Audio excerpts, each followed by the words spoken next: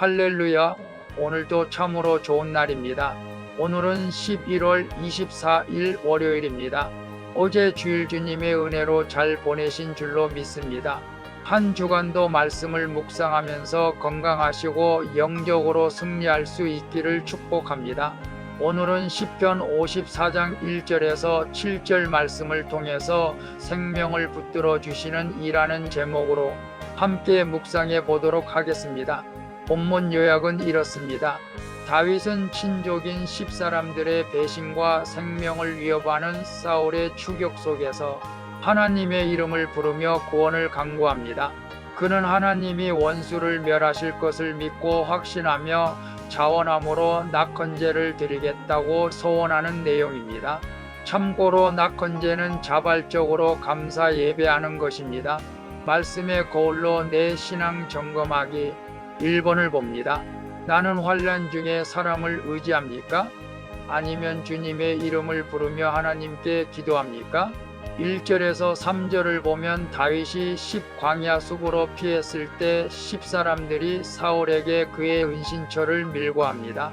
그러자 사울과 그의 군사들이 추격하는 절명의 위기 상황에서 다윗은 사람을 찾지 않고 주님의 이름을 부리며 기도합니다.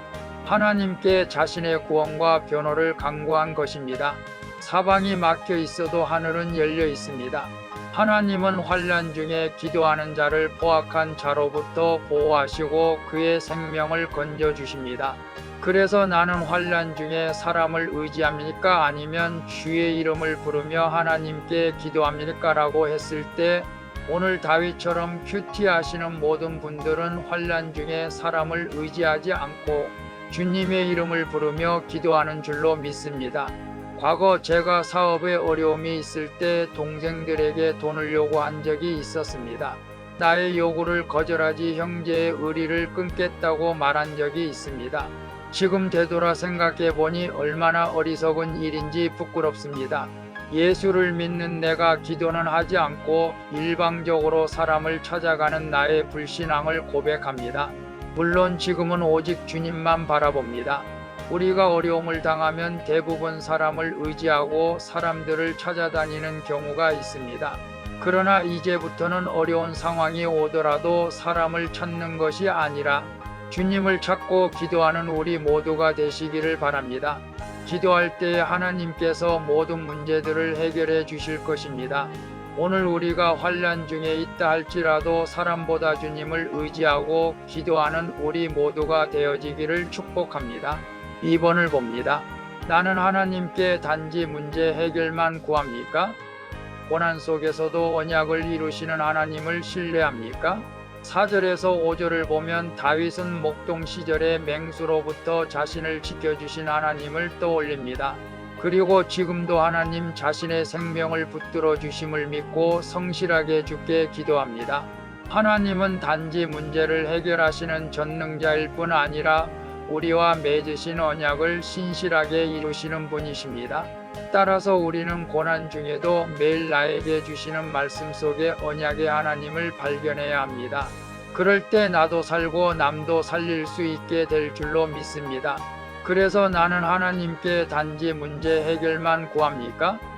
고난 속에서도 언약을 이루시는 하나님을 신뢰합니까? 라고 했을 때 다윗은 목등 시절부터 하나님께서 자신을 지켜주신 것을 떠오르면서 지금도 하나님을 신뢰하면서 어려울 때 하나님이 약속하신 것을 믿고 따르고 있는 것을 봅니다. 우리도 어떤 어려운 문제를 만났을 때의 문제만 해결하는 것보다 그 문제 속에서 하나님의 뜻을 발견하고 하나님께서 함께하여 주시고 지켜주신다는 언약의 말씀을 신뢰할 수 있기를 바랍니다.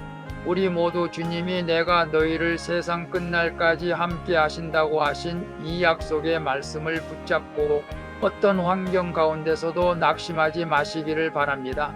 저 또한 주님 앞에 한량없이 부끄러운 종이지만 날마다 함께 하시고 지켜주심을 늘 경험하며 오늘도 살아갑니다. 3번을 봅니다. 환경은 바뀌지 않아도 하나님이 결국 나를 승리로 이끄실 것을 믿으며 예배합니까?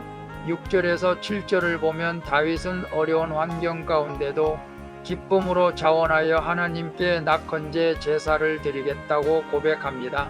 낙헌제는 내가 자원하여 감사로 예배하는 것을 말합니다.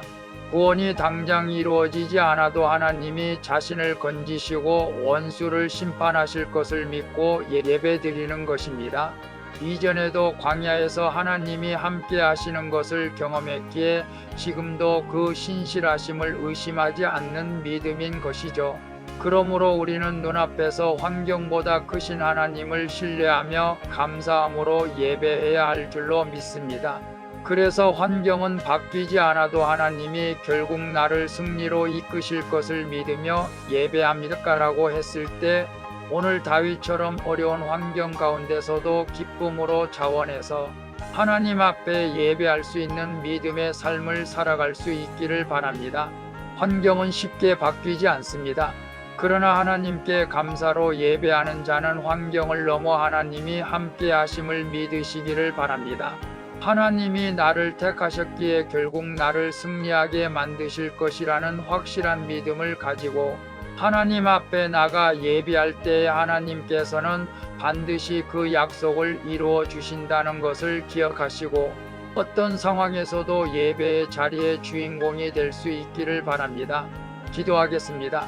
주님을 신뢰하기보다 내 힘으로 문제를 해결하려다 보니 제 주변 사람들을 원수처럼 미워하고 두려워했습니다. 교만하고 안악한 저의 죄를 용서해 주시옵소서. 주님, 이제 다윗처럼 주님의 선하신 이름을 신뢰하며 즐거운 마음으로 예배하는 삶을 살게 해 주시옵소서. 나의 영원한 언약이 되시는 예수 그리스도의 이름으로 기도합니다. 아멘. 오늘도 수고하셨습니다. 사랑합니다. 축복합니다. 샬롬.